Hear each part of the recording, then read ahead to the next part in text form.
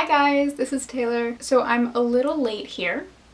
They are doing heavy construction on my street all hours of the day and night, and that is just...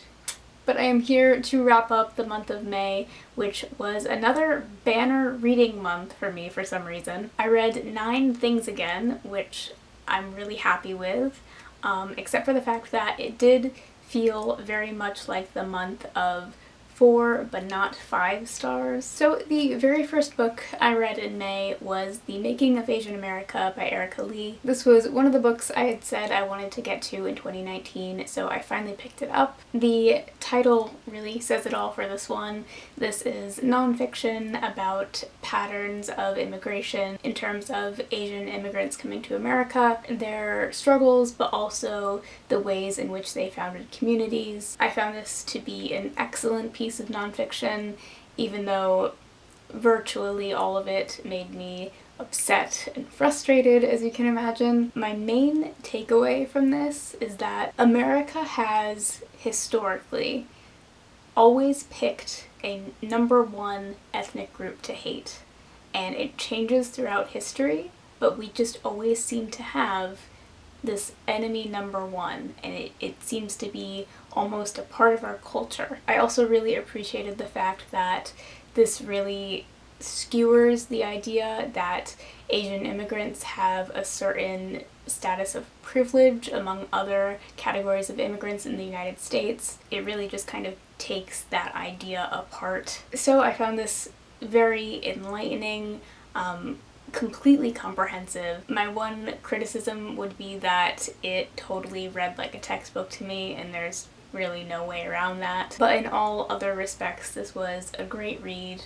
I'm super glad to have read it. I gave it 4 stars. The next book I read in May was not nearly as successful for me, unfortunately, and that was I Am the Messenger by Marcus Zusak. This got a lot of attention when I marked it as currently reading on Goodreads, a lot of people hoping that I would really like it, so I'm really sorry to say that I didn't. This is YA about a young man who begins receiving playing cards with addresses in the mail, and located at each of these addresses is some kind of situation that he has been chosen to resolve. So for example, among these is, like a lonely old lady and a really good pastor who isn't reaching as many people as he could be. So our main character becomes kind of a vigilante. So unfortunately, there was a lot in here that just didn't vibe with me, starting with the writing style. I also thought that this book went to a lot of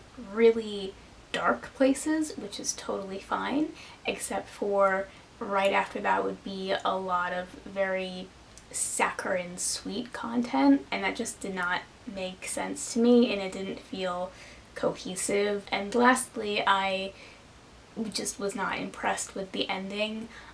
It's possible that when this book first came out, this type of ending was a little less overdone than it is now, but I was just not into it or impressed by it. So in the end, this was a 2-star read for me, but this is one of those books that I have owned for years upon years upon years, so I'm glad that I finally gave it a shot. The next book that I finished in May was Folk Music, A Very Short Introduction by Mark Slobin. There's not a whole lot to say about this one, except for that I enjoyed it. I enjoyed this perspective on global folk music, and this suffers from pretty low ratings on Goodreads, and I suspect that the low ratings stem from maybe people who went into this thinking that it was going to be more about American folk music specifically, when it's not. So I enjoyed this for what it is.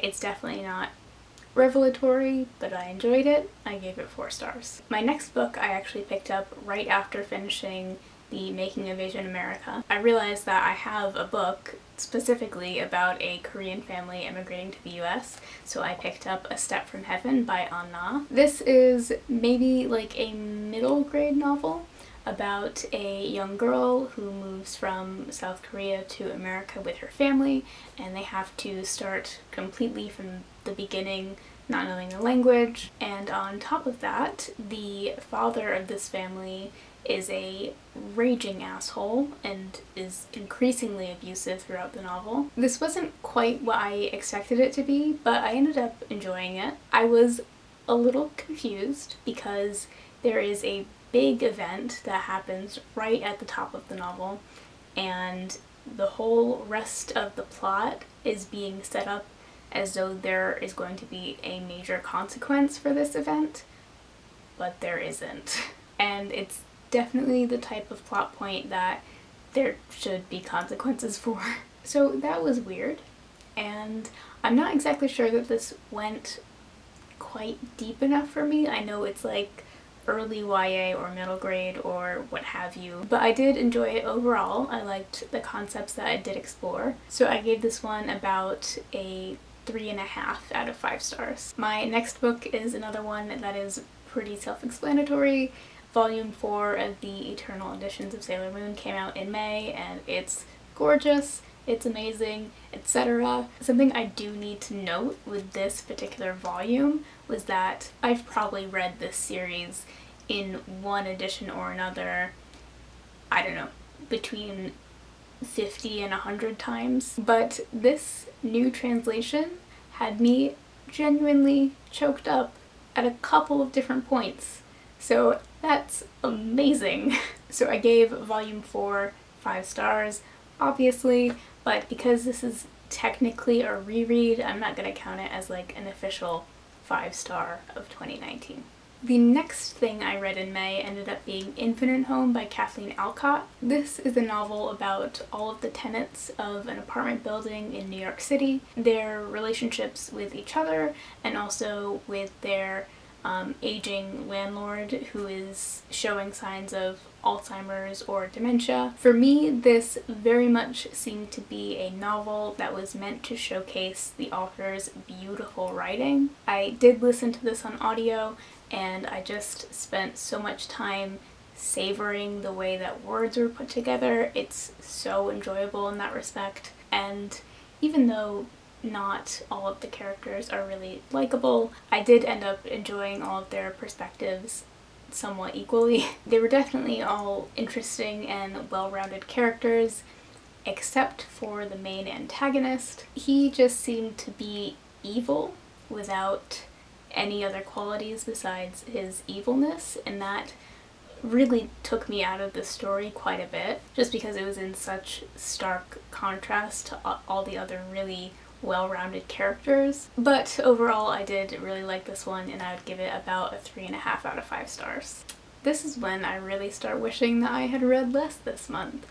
The next book I read in May was The Daughter by Jane Shimilt. This is a domestic thriller, and I picked this up really not knowing anything else about it besides the fact that it is a domestic thriller, and shockingly, that was not a good idea. This is about a family where both of the parents are doctors and they have a bunch of kids and everything is seemingly perfect in their lives. And then their 15-year-old daughter goes missing, and they slowly realize that she wasn't as perfect as she appeared to be. So I don't know about you, but that seems like a very bland storyline to me, and I was hoping that it would put some kind of twist on it or make it interesting somehow, but really it ended up panning out exactly how you think it's going to. It was very whatever to me, except for the ending, which I think was supposed to come off as like a shocking plot twist, but it really seemed next to impossible. So there were also times when the characters were wildly inconsistent. Like certain things that the mother would permit, but then other things that she would completely forbid. It just didn't make sense. So overall, this was not a fun time for me. I gave it 2 stars.